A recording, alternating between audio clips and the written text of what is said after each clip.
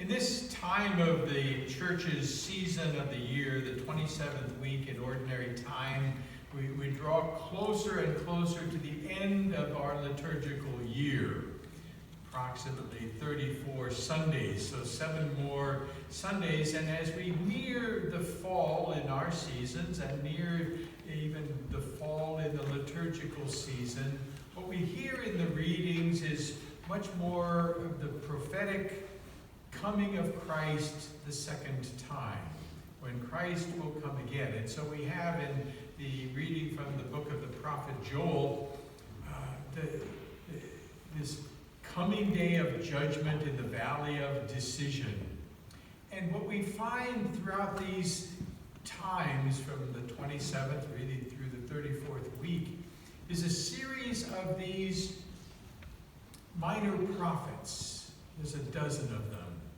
And each of the minor prophets are those who came after the time of the Babylonian captivity. The people were coming back to the promised land. And the prophets were telling them time and time and time again, remember to be faithful to the message that God has given you. And that fidelity that they're calling them to is in anticipation of the time when the King will come. We hear that theme repeated over and over and over. And it really was a twofold call to faithfulness. It was a call, first of all, to faithfulness to right worship. To worship God the way that He needs and desires to be worshipped. The people in those days had a great propensity to turn to the various pagan gods that the people of other nations were worshiping. And so he had all this false worship. So God calls them first to be men and women faithful to the proper worship of the one God. This is for us in this New Testament time, the Eucharist. To be faithful to the Eucharist, to be faithful to this mode of worship that Jesus himself established for us and calls us to on a regular basis, and in fact by command every Sunday at the minimum. At the minimum. So right worship. The second thing that these prophets and the other Old Testament prophets call us to is fidelity to the commandment of God. To the commandments, all of them. But in particular, the prophets always mention, be kind to the widow, the orphan, the poor, the destitute. For in the new age to come, there will be a king who will care for the poor, the widow, the elderly, the destitute. We know that that's fulfilled in Jesus' own words, but it is also the ongoing command that we are called to fulfill, to live a life consistent with the commandments, keeping all of the commandments, and in a particular way to manifest our faith by our conscientiousness about loving our neighbor.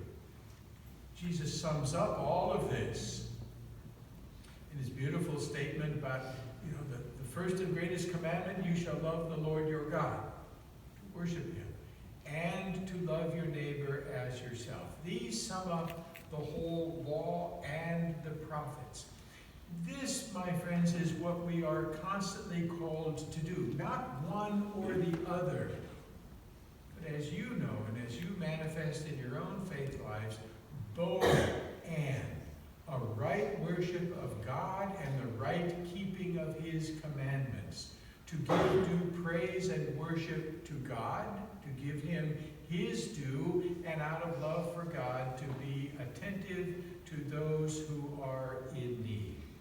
The Lord in today's gospel says essentially the same thing in a nice summary kind of statement. Rather, blessed are those who hear the word of God, not only hear it, and observe it. Hear and observe. to listen attentively, to hold the love of God deeply in our hearts, and then to carry that out in practical matters throughout the course of our lives and our days. We gather in some ways because we recognize that there are many people in our parishes who strive to do precisely that.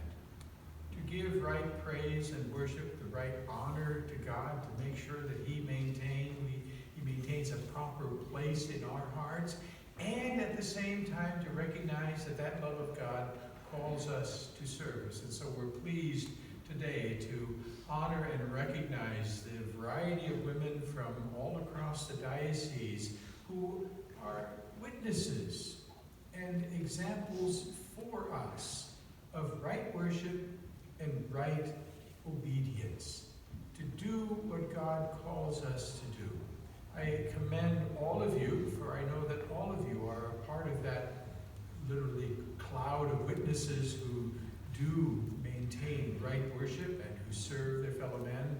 But in particular today, we honor the women who will be recognized after Mass and at our luncheon after Mass in the hall as women who have been exemplary, not only for a short period of time, but often for decades. Exemplary witnesses to both love of God and love of man. I commend you and congratulate you, but especially I thank you, because your witness is a sign and source of encouragement for us all. For we sometimes wonder, are we doing any good? Are we making any progress? And we look to you and we see holiness, we see service, we see humility, we see a right worship of God. And we say, yes, yes, we are making progress. We continue to do what God calls us to do. So I commend you and thank